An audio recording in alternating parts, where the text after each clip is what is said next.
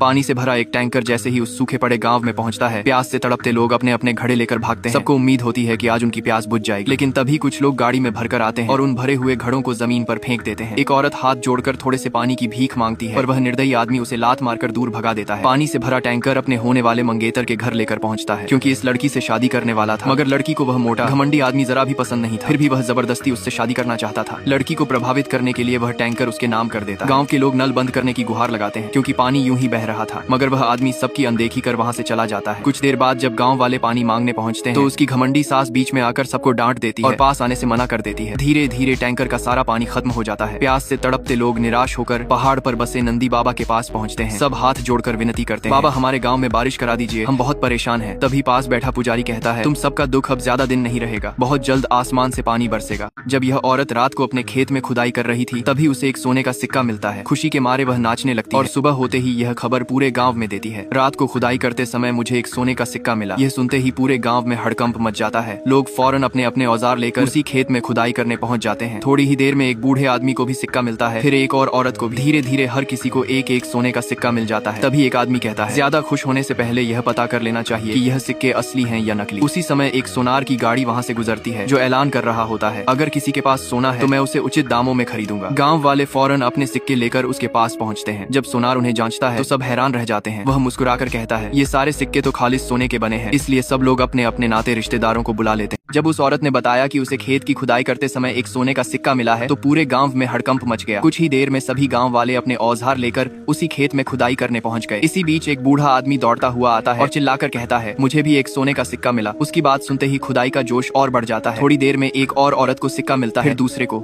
और देखते ही देखते हर किसी के हाथ में एक एक सोने का सिक्का आ जाता है। अब गाँव वाले अपने रिश्तेदारों और जान पहचान वालों को भी बुला लेते हैं। कुछ लालच में आकर बुलडोजर तक बुला लेते हैं ताकि ज्यादा सोना मिल सके, लेकिन सुबह से शाम हो जाती है, फिर भी किसी को एक भी नया सिक्का नहीं मिलता। उसी वक्त एक आदमी आता है और कहता है, मैं नंदी बाबा की कसम खाकर कहता हूँ, अगर आप लोग बगल वाले खेत में खुदाई करेंगे तो जरूर सोना मिलेगा। गांव वाले फिर से जुट जाते हैं और पूरी रात उस खेत में खुदाई करते रहते हैं। सुबह होते होते सचमुच वहाँ से कई लोगों को सोने के सिक्के मिल जाते हैं। अब सभी लोग उन सिक्कों को लेकर गाँव के सुनार के पास पहुँचते हैं। सुनार एक एक सिक्का जांचने के बाद उन्हें पैसे देने लगता है, लेकिन इतने सारे सिक्के खरीदते खरीदते सुनार का सारा पैसा खत्म हो जाता है।